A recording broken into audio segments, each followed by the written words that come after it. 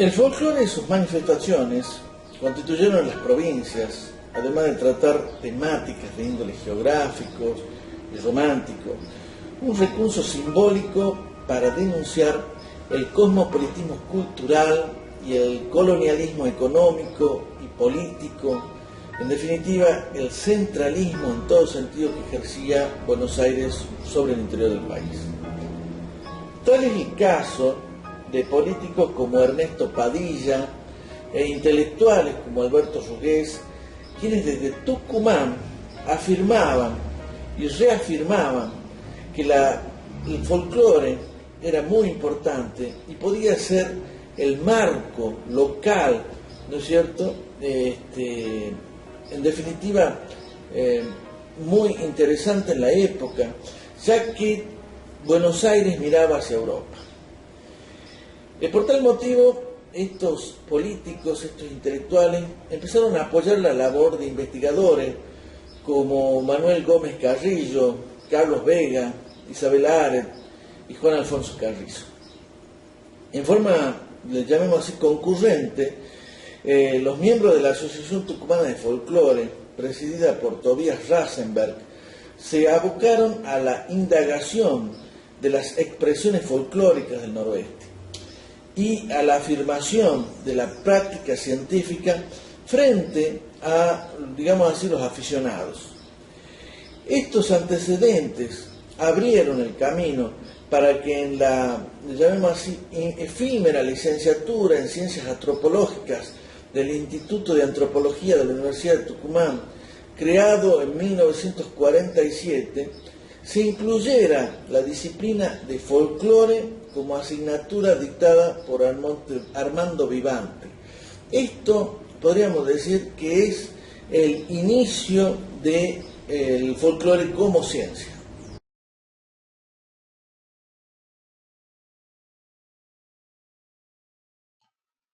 Manuel Gómez Carrillo, nacido en Santiago del Estero en 1883, es compositor, educador e investigador de nuestro folclore.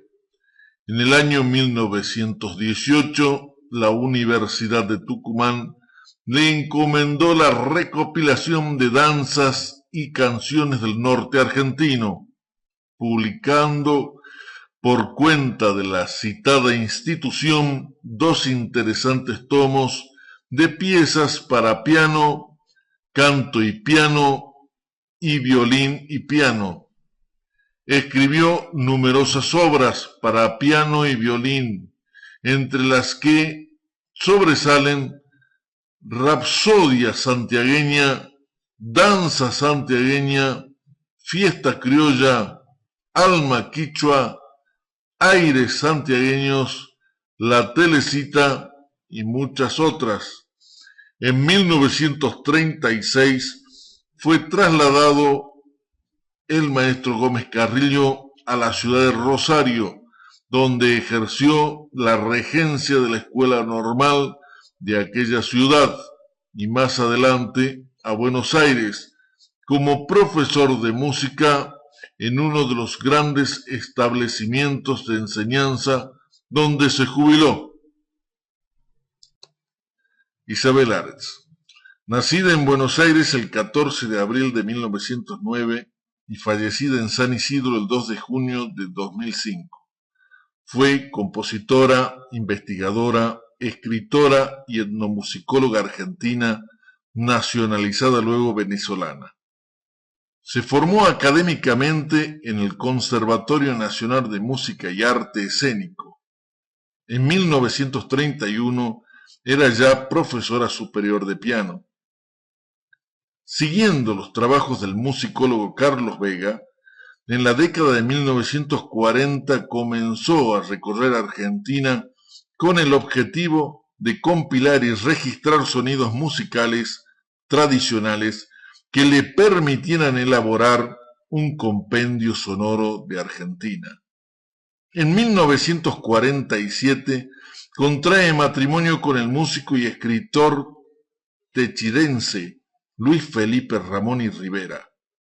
En compañía de su esposo, viaja a diversas regiones de Venezuela, ampliando sus estudios del folclore americano. Desde entonces, mantuvo una ardua labor como docente e investigadora, con constantes viajes por todo el continente. Publicó 25 libros, 5 principalmente son folclore latinoamericano y una autobiografía. Entre su obra como compositora se cuentan 10 obras para orquesta sinfónica, obras sinfónico-corales, para piano y suite y para clave. Juan Alfonso Carrizo, investigador argentino de la poesía oral, uno de los más importantes de América. Combinó el trabajo de campo o de recolección directa con la investigación erudita. No solo ha recogido de boca del pueblo campesino y aldeano todas las formas poéticas incluidas en su habla, juegos, danzas y canciones, sino que también rastreó en los documentos europeos y americanos hasta las noticias más remotas del origen cierto o presumible de cada especie. Algunas de sus publicaciones: Antiguos cantos populares argentinos, Cancionero de Catamarca, Cancionero popular de Salta, Cancionero popular de Jujuy, Cancionero popular de Tucumán, Cancionero popular de La Rioja, y Antecedentes hispano-medievales de la poesía tradicional argentina. Estos libros de formato mayor y densos de material folclórico y notas históricas y comparativas representan el más copioso y metódico esfuerzo realizado hasta hoy en el campo de la poesía folclórica en lengua castellana. Fue miembro correspondiente de la Academia Argentina de Letras y de la Sociedad de Historia Argentina, miembro honorario de la Sociedad Folclórica de México e integrante de la Institución Folclore de las Américas. Carlos Vega, musicólogo, compositor y poeta considerado el padre de la musicología argentina.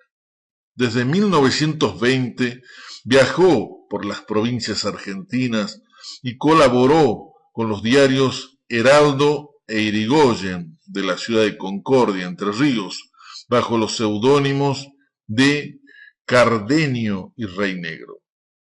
En 1926 se estableció en Buenos Aires. En 1927 creó en Cañuelas la Biblioteca Popular Domingo Faustino Sarmiento y en ese mismo año fue adscripto ad honorem al Museo Argentino de Ciencias Naturales Bernardino Rivadavia, sección de arqueología donde colaboró con José Imbeloni. En 1930 inició un proyecto de relevamiento musicológico del folclore argentino y en 1931 fundó el Gabinete de Musicología Indígena del Museo de Ciencias Naturales, entidad precursora del Instituto Nacional de Musicología que dirigió y que actualmente lleva su nombre. Al mismo tiempo, llevó a cabo un amplio estudio de los códices medievales.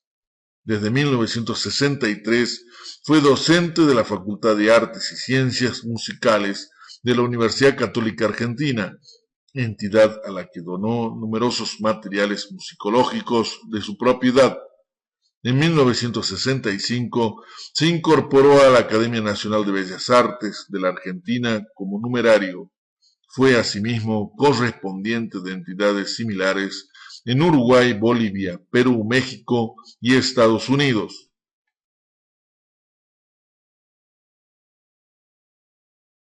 Es menester decir que en Santiago del Estero, al calor de las discusiones sostenidas por los integrantes de esta asociación llamada La Brasa, que se fundó en 1925, en torno a la tensión que existía entre una capital como Buenos Aires, que estaba sobredimensionada, que era muy poderosa, ¿no es cierto?, y que fundamentalmente tenía ya un espíritu centralista, unitario, En contraposición a un interior empobrecido, postergado, se esgrimieron propuestas de descentralización, le llamamos así, en la búsqueda de lo propio, buscando un retorno, ¿no es cierto?, un espíritu nacional, localista, para lo cual las manifestaciones folclóricas constituyeron un núcleo significativo.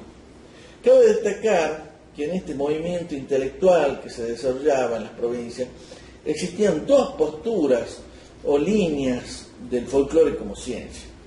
Por un lado estaba Orestes de Lulio, que seguía una orientación o método histórico-geográfico, atendiendo fundamentalmente a la transcripción de las diversas versiones y estableciendo su localización especial y temporal para rastrear, le llamemos así, la impronta hispánica. O sea, tenía una postura netamente hispanista.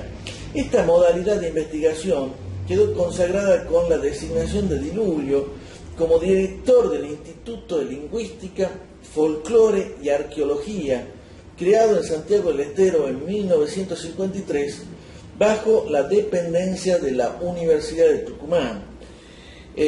Por otro lado, la otra postura sería la de Bernard Canal Feijó, que se concentraba en los contenidos de las leyendas como formas locales que concretaban una matriz antropológica indígena, o sea, tenía una postura indigenista, aportando sustanciales reflexiones en torno a la visión de la Argentina como una comunidad imaginada.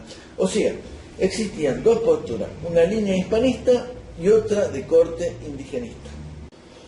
Por su parte, en 1941, la Universidad Nacional de Córdoba creaba el Instituto de Arqueología, Lingüística y Folclore Dr. Pablo Cabrera, donde Julio Viagano Esaín realizó estudios sobre el cancionero popular, festividades de la provincia e instrumentología musical. En las décadas siguientes se fundaron el Centro de Investigaciones Folclóricas Profesor Dalmiro Adaro en San Luis, y luego se creó el Instituto de Divulgación e Investigación del Folclore Cuyano en Guaymallén, Mendoza, destacándose allí la producción de Alberto Rodríguez y el Instituto de Arte, Folclore y Literatura Regional, este último en el ámbito de la Universidad Nacional de Salta. Podemos decir que allí sobresaldrían luego las investigaciones de María Fania Ozán de Pérez, Sáenz y Isabel Cortázar.